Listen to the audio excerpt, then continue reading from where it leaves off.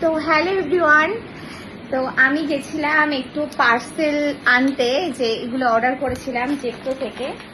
তো এখানে দুধ আছে আর এখানে একটা সয়াবিনের প্যাকেট আছে আর একটা মাশরুম আছে। তো এগুলো আমি আনতে গেছিলাম।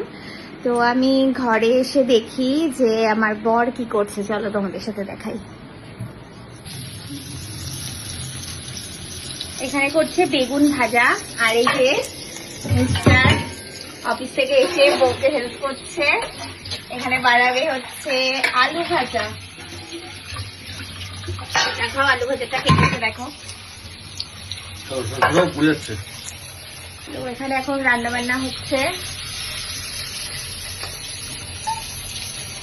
কিছু বলো, ডিউটি দেখে এসে রান্না করতে কেমন লাগছে? ভালো।